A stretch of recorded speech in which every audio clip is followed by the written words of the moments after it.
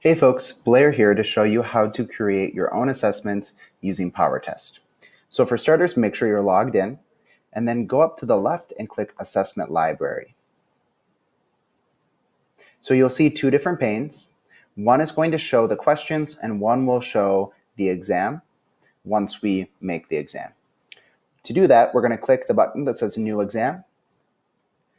We're going to name it based on the content area's protocol for naming. So let's pretend that the math team has said we want to name it by quarter, and then grade level, so middle school 7th grade, and then what's being tested, 2-digit equations. So that's how I would name it if that's what their convention was.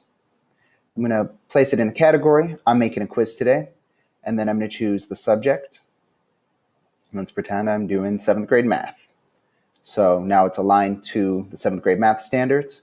And then you can add some remarks if you'd like that just let teachers know what this exam is. It's not visible to students.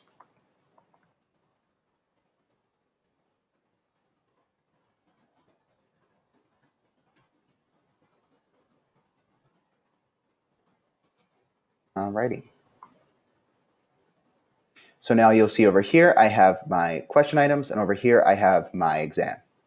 So if I go to items, I can break it down by standard. So let's say I'm looking at ratios and proportional relationships. I keep drilling down until I find exactly the specific standard I want. And then I can pull some questions. As you know, there are some icons. So anything that says Vail was created by the Vail School District. If it has a lock, that means it's being used in a benchmark assessment. So don't use that in your quiz because it's going to give kids an unfair advantage because it's a question they've seen or will see in the future. Any other questions are fair game. Those are created by PowerTest. So some of them are not the most rigorous, so it's always good to check just to see if it's a question that you think really aligns to what you've taught.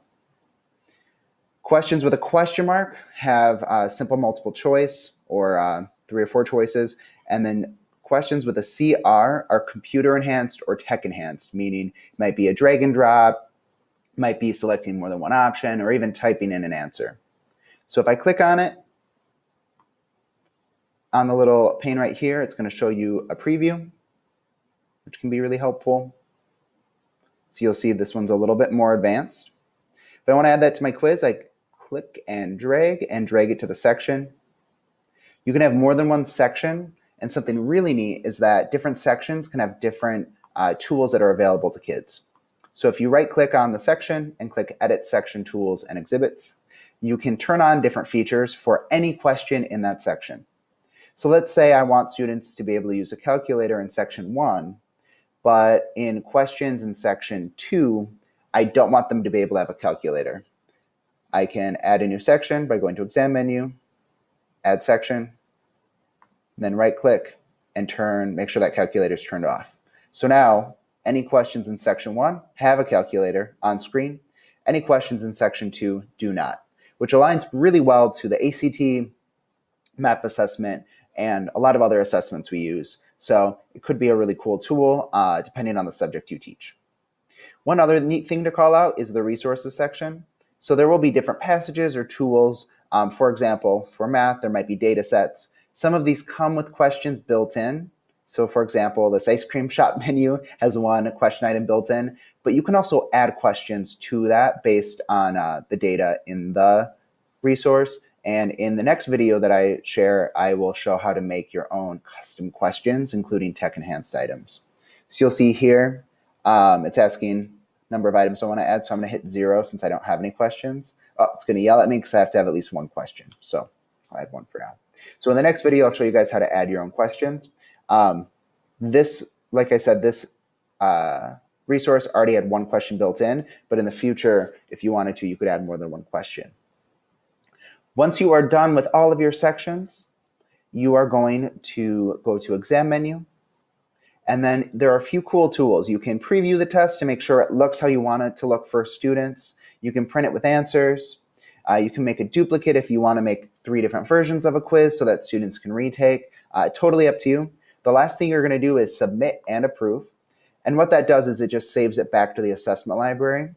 So now it's ready to be added to a testing session. So let's go back to assessment library.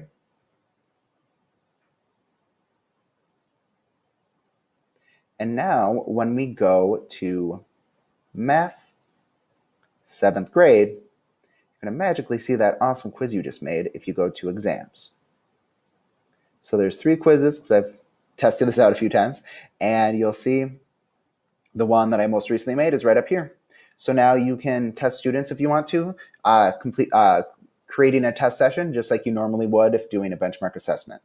If you have any questions, comments, concerns, suggestions, etc., please reach out to me, Melanie, or Mario. We're really excited to help you out. And thanks for watching.